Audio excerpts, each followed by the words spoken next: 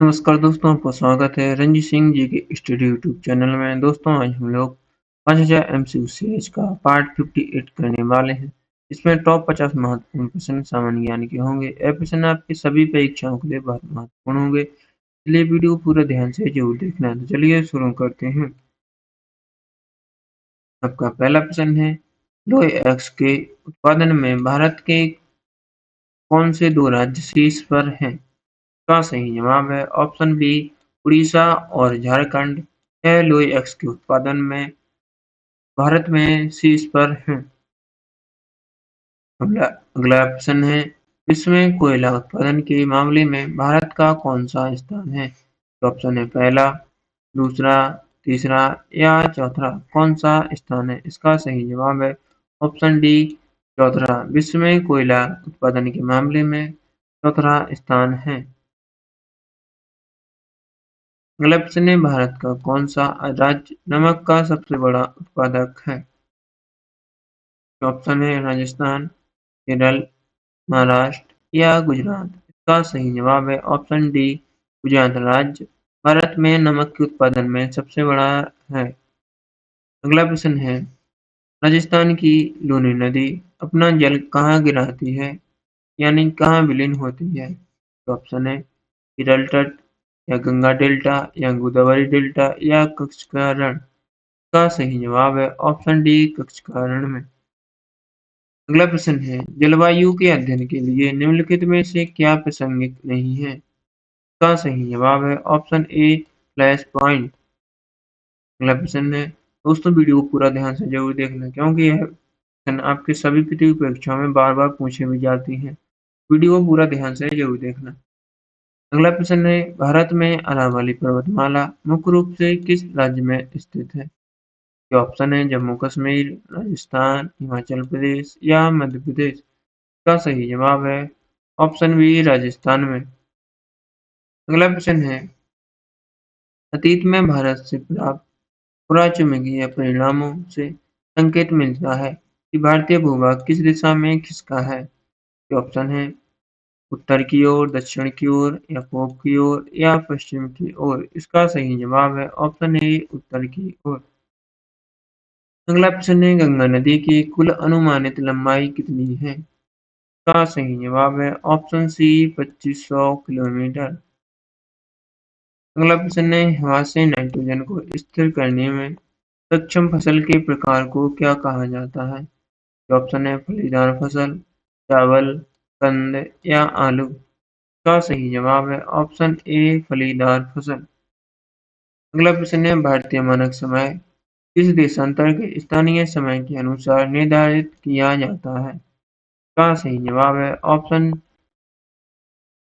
सी, 82.5 degree पूर्वी देशांतर। अगला प्रश्न है, भारत के किस शहर में सबसे लंबा समुद्री तट स्थित है?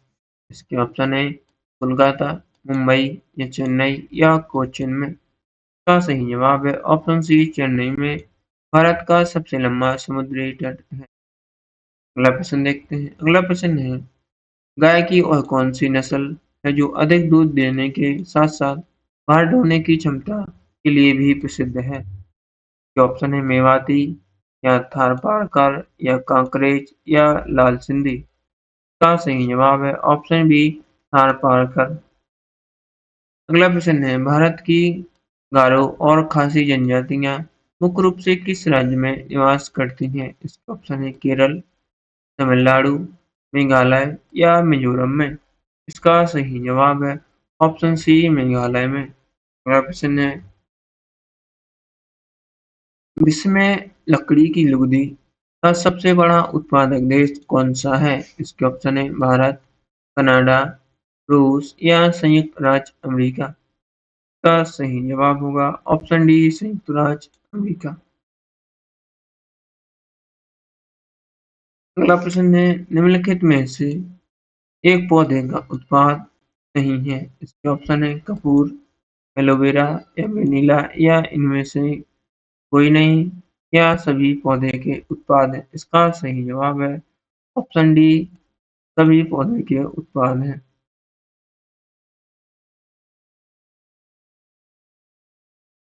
अगला प्रश्न है, राजस्थान के उदयपुर में स्थित जावर की खदानें किस खनिज के लिए सबसे प्रसिद्ध है?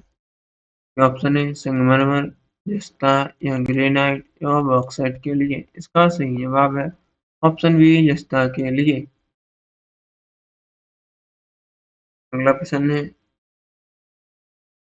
तीस्ता यूरिया जल विद्युत परियोजना किस राज्य में स्थापित की जा रही है? इसके ऑप्शन है सिक्किम, आंध्र प्रदेश, पश्चिम बंगाल या अरुणाचल प्रदेश में। इसका सही जवाब है ऑप्शन ए, सिक्किम में।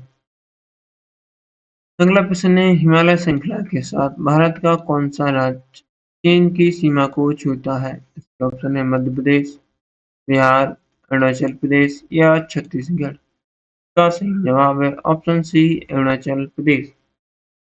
अगला प्रश्न है, निम्नलिखित में से कौन सा राज्य भारत में रबर का प्रमुख उत्पादक नहीं है? इसके ऑप्शन है केरल, कर्नाटक, तमिलनाडु या उड़ीसा। इसका सही जवाब है ऑप्शन डी, उड़ीसा। अगला प्रश्न है, भारत में ऊर्जा के गैर पारंपरिक स्रोतों में से में किसे शामिल नहीं किया जाता है? इसके ऑप्शन है सौर ऊर्जा को, भूतापीय ऊर्जा या तापीय ऊर्जा या ज्वारीय शक्ति को। इसका सही जवाब है ऑप्शन सी, तापीय ऊर्जा। अगला प्रश्न है, महाराष्ट्र में स्थित नवासुगा सेवा मुख्य रूप से किस के लिए प्रसिद्ध है? ऑप्शन है मछली पकड़ने का है, पेट्रोकेमिकल कॉम्प्लेक्स या बंदरगाह या हॉलिडे रिसोर्ट। इसका सही जवाब है ऑप्शन सी, बंदरगाह।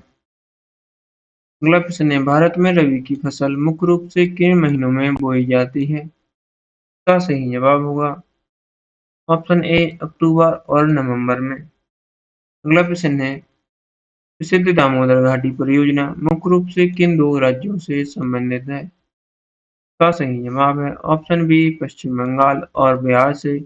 वर्तमान झारखंड क्षेत्र से है। अगला प्रश्न है, अंतर्राष्ट्रीय नागरिक उड्डयन संगठन मुख्यालय कहाँ स्थित है? इसके ऑप्शन है जिनेवा, पेरिस, मॉन्ट्रियल कनाडा या न्यूयॉर्क में। इसका सही जवाब है ऑप्शन सी, मॉन्ट्रियल कनाडा में। अगला प्रश्न है, एक स्वस्थ वयस्क व्यक्ति की सामान्य हृदय गति आराम की स्थिति में कितनी होती है? इसका सही जवाब है ऑप्शन बी, 72 प्रति मिनट।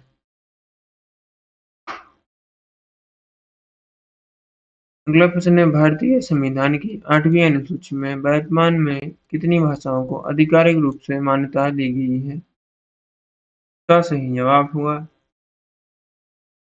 Option C, 22। अगला प्रश्न है, यद्यपि भारत 1947 में स्वतंत्र हो गया था, लेकिन दमन और दीव 1961 तक किस यूरोपीय देश के उपनिवेश में बने रहे? ऑप्शन है फ्रांस, ब्रिटेन, डच या पुर्तगाल। इसका सही जवाब है ऑप्शन डी, पुर्तगाल। अगला प्रश्न है, महात्मा गांधी ने भारतीय राष्ट्रीय कांग्रेस के किस एकमात्र अधिवेशन की अध्यक्षता की थी?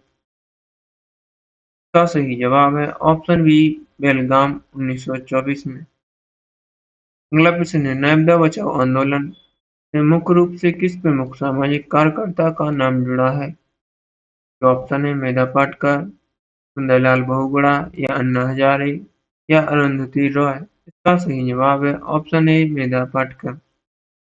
अगला प्रश्न है, मध्य प्रदेश में स्थित सतपुड़ा पर्वतमाला की सबसे ऊंची चोटी कौन सी है? इसका ऑप्शन है अमरकंटक, धूपगढ़ या गुरु शिखर या कलसुआई। इसका सही जवाब है ऑप्शन बी, धूपगढ़। यह सतपुड़ा पर्वत की सबसे ऊंची चोटी है। अगला प्रश्न है, प्राचीन वेद ऋग्वेद में कुल कितने सूक्त शामिल हैं? इसका सही जवाब है ऑप्शन सी, 1028।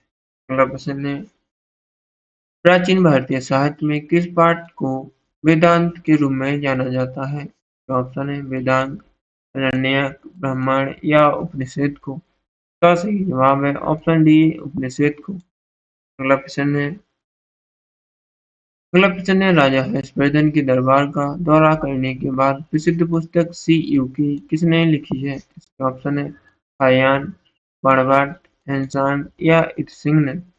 इसका सही जवाब है ऑप्शन सी हैंसंग ने। अगला प्रश्न है, गुजरात का पुरातात्विक स्थल लोथल मुख्य रूप से किस किस प्राचीन सभ्यता का बंदरगाह शहर था? इसके ऑप्शन है वैदिक सभ्यता, द्रविड़ सभ्यता या हड़प्पा सभ्यता जिसे सिंधु घाटी सभ्यता भी कहते हैं, या मेसोपोटामिया। इसका सही जवाब है ऑप्शन सी हड़प्पा सभ्यता। अगला प्रश्न है, जैन धर्म के प्रथम तीर्थंकर कौन माने जाते हैं? तो ऑप्शन है नेमिनाथ को, या पार्श्वनाथ, या वैद्यनाथ महावीर, या ऋषभदेव। का सही जवाब है ऑप्शन डी ऋषभदेव को जैन धर्म के प्रथम तीर्थंकर माना जाता है। अगला प्रश्न है, कुषाण वंश का सबसे प्रसिद्ध शासक कौन था जिसने चतुर्थ बौद्ध संगति भी बुलाई थी? तो ऑप्शन है अशोक, या कनिष्क, या पुष्यमित्र, या समुद्रगुप्त। इसका सही जवाब होगा ऑप्शन बी कनिष्क। अगला प्रश्न है, प्राचीन पुरातात्विक स्थल कोट दीजिए का संबंध मुख्य रूप से किस सभ्यता काल से है? तो ऑप्शन है पूर्व हड़प्पा सभ्यता, या चीन की सभ्यता, या मिस्र की सभ्यता, या सुमेरियन सभ्यता। का सही जवाब होगा ऑप्शन ए पूर्व हड़प्पा सभ्यता। अगला प्रश्न है, कौन सा वेद मुख्य रूप से जादुई अनुष्ठानों और वशीकरण के बारे में बताता है? इसके ऑप्शन है ऋग्वेद, सामवेद, या यजुर्वेद, या अथर्ववेद। इसका सही जवाब है ऑप्शन डी अथर्ववेद में जादुई अनुष्ठानों और वशीकरण के बारे में बताता है। अगला प्रश्न है, गुजरात का प्रसिद्ध सिंधु घाटी स्थल धौलावीरा किस नदी के तट पर स्थित है? तो ऑप्शन है सिंधु, रावी, घग्गर, या लूनी नदी। का सही जवाब है ऑप्शन डी लूनी नदी। अगला प्रश्न है, प्राचीन भारत में विशिष्ट शब्द का प्रयोग मुख्य रूप से किसके लिए किया जाता है?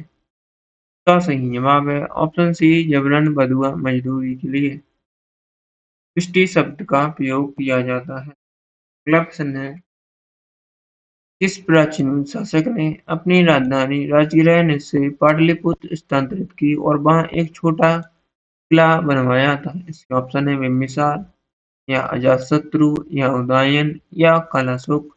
इसका सही जवाब है ऑप्शन सी उदयन। अगला प्रश्न है, हड़प्पा काल के रथ की एक कांस्य मूर्ति किस स्थान की खुदाई से प्राप्त हुई? तो ऑप्शन है लोथल, बनवाली, कलिबंगा, या दायमाबाद। इसका सही जवाब है ऑप्शन डी दायमाबाद। अगला प्रश्न देखते हैं। अगला प्रश्न है, सम्राट अशोक द्वारा नियुक्त किए गए विशेष धार्मिक अधिकारियों को क्या कहा जाता है? इसके ऑप्शन है धर्ममहामंत्र, धर्माधिकारी, धर्माध्यक्ष, धर्मराजा। इसका सही जवाब है ऑप्शन ए धर्ममहामंत्र। अगला प्रश्न है, जैन धर्म के 23वें तीर्थंकर पार्श्वनाथ का प्रतीक चिन्ह क्या है? इसका ऑप्शन है बैल, कमल, या शेर, या सांप। का सही जवाब होगा ऑप्शन डी सांप। अगला प्रश्न है, सम्राट अशोक ने किस शिलालेख में यह प्रसिद्ध घोषणा की थी कि सभी मनुष्य मेरे बच्चे हैं? इसका सही जवाब है ऑप्शन बी प्रथम कलिंग शिलालेख में। अगला प्रश्न है, कालचक्र समारोह मुख्य रूप से किस धर्म के अनुयायी द्वारा मनाया जाता है? इसके ऑप्शन है हिंदू धर्म, सिख धर्म, या जैन धर्म, या बौद्ध धर्म द्वारा। इसका सही जवाब है ऑप्शन डी बौद्ध धर्म। अगला प्रश्न है, बौद्ध धर्म के हीनयान संप्रदाय के विद्वानों ने जनसाधारण के साथ संवाद करने के लिए मुख्य रूप से किस भाषा का उपयोग किया था? तो ऑप्शन है संस्कृत, पाली, प्राकृत, या हिंदी। इसका सही जवाब है ऑप्शन सी प्राकृत। अगला प्रश्न है, प्राचीन बौद्ध ग्रंथ मंजूम निकाय किस पिटक का एक भाग है? इसके ऑप्शन है सुत्त पिटक, विनय पिटक, या अभिधम पिटक, या इनमें से कोई नहीं। इसका सही जवाब है ऑप्शन ए सुत्त पिटक। अगला प्रश्न है, दुनिया के राजनीतिक भूगोल के अनुसार मध्य अमेरिकी देश निकारागुआ की राजधानी क्या है? का सही जवाब है ऑप्शन सी मनागुआ। अगला और आखिरी प्रश्न है, यूरोपीय देश स्लोवेनिया की राजधानी निम्नलिखित में से क्या है? का सही जवाब है ऑप्शन बी ल्यूबर्निया। दोस्तों वीडियो पसंद आए तो वीडियो को लाइक करें और अपने दोस्तों के साथ शेयर करें और चैनल को अवश्य सब्सक्राइब करें, जिससे आपको डेली के ऐसे इंपॉर्टेंट वीडियो देखने को मिलेंगे। आप लोगों ने पिछली प्रैक्टिस सेट नहीं देखी तो वो भी ज़रूर देख लेना, क्योंकि ये प्रश्न आपकी सभी प्रतियोगिताओं के लिए बहुत महत्वपूर्ण है। मिलते हैं अगले पाठ में। वीडियो देखने के लिए धन्यवाद।